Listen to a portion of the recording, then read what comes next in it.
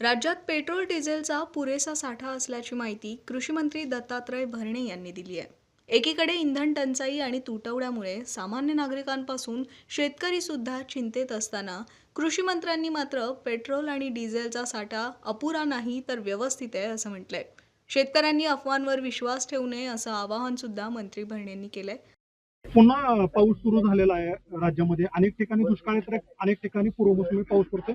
शेतकऱ्याचं नुकसान झालंय, बागांची नासाडी झाली, घरं पडलेत. मदतीची अपेक्षा आहे शेतकऱ्याला. 100% खरं तर अवकाळी पाऊस, काही ठिकाणी अवकाळी पावसामुळं नुकसान झाले आणि काही ठिकाणी दुष्काळ पडलाय. शेती पाण्या वाचून शेती पिकं जळली जात आहेत.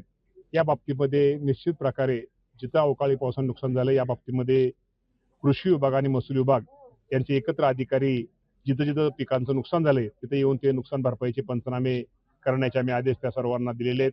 मुख्यमंत्र्यांनी या बाबतीमध्ये घोषणा केलेली आहे आणि लवकरात लवकर हे पंचनामे पूर्ण करून नुकसान भरपाईचं तो अहवाल आम्हाला प्राप्त होताच आम्ही ते शेतकरी राज्यातल्या सर्व शेतकऱ्यांना मदत दिली जाईल. विदर्भ मराठवाड्यामध्ये इंधन टंचाई जाणवते. शेतकऱ्यांकडून सातबारा चेक करून किंवा आर्थिक चेक करून नियंत्रण ठेवण्यासाठी केलं जाते, पण शेतकऱ्यांमध्ये नाराजी आहे. या बाबतीमध्ये आम्ही सर्व कलेक्टरांना सूचना दिलेल्या आहेत. खरं तर मी आपल्या माध्यमातून माझ्या सगळ्या शेतकरी बांधवांना आव्हान करतो, विनंती करतो, कुठेही राज्यामध्ये पेट्रोल डिझेलचा साठा अपुरा नाहीये. साठा हा व्यवस्थित आहे, परंतु विनाकारण कुणीतरी अफवा पसरवतोय आणि विनाकारण त्याच्यामुळं रोजचा खप हा 20% त्या भागातला वाढलेला आहे.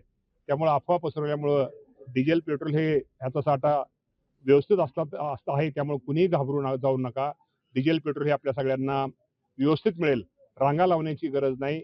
नेहमीप्रमाणे तुम्ही पेट्रोल डिझेल भरा हे आपल्या माध्यमातून सांगतो आणि अफवांवरती विश्वास ठेवू नका. इंदापूरमध्ये पाणी प्रश्न पेटला आहे. खडकवासल्याचं पाणी मिळत नाही, लोकांची पिके जळत आहेत. उद्या सिंचन भवनावरती मोर्चा आहे. लोकांची मागणी रास्त आहे. शेवटी ज्याचं जळतं त्यालाच कळतं. खडकवासल्याच्या बाबतीमध्ये इंदापूरला निराडावा तिथं पाणी व्यवस्थित मिळते. बाकीच्या इतर कालव्यातून पाणी व्यवस्थित मिळते. उजनीमध्ये पाणी ह्यावेळेस व्यवस्थित आहे. फक्त विषय तो खडकवासल्याचा आहे. खडकवासल्याच्या नियोजनामध्ये आम्ही त्याप्रमाणे रोटेशन होतं.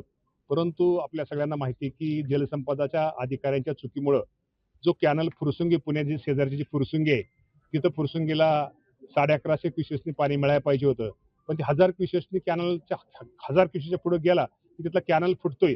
तिथं खूप मोठी लोकवस्ती आहे. त्यामुळे खूप मोठा धोका असल्यामुळे 1000 क्युसेसनी त्यांना पाणी सोडता येत नाही. त्यांनी खरं तर ते अगोदरच काम रोटेशनच्या अगोदरच ते काम करायला पाहिजे. त्यांनी काम न केल्यामुळं त्याचा फटका इंदापूरला कारण इंदापूर हा टेलचा तालुका आहे आणि टेलचा तालुका असल्यामुळे इंदापूरला त्याचा फटका बसलेला आहे. आणि उद्या निश्चित प्रकारे आमचे शेतकरी मी स्वतः सुद्धा अधिकाऱ्यांना तो जाब विचारणार आहे. खरं तर अधिकाऱ्यांच्या चुकीमुळे इंदापूरच्या शेतकऱ्यांचं खूप मोठं नुकसान फक्त खडकवासल्या शेतकऱ्यांचं झालेलं आहे. काय कारवाई होणार? तुम्ही कारवाईसाठी 100% उद्या आता माहिती तर घेतो आणि त्याप्रमाणे करणारच ना. चुकाला शेवटी शेतकऱ्यांची काय चूक आहे. तुमचा कालवा किती चालवायचा, कमी चालवायचा, हजाराने चालवायचा, 11.5 शेतकरी यात कुठं चूक नाही. ही पूर्ण अधिकाऱ्यांची चूक आहे.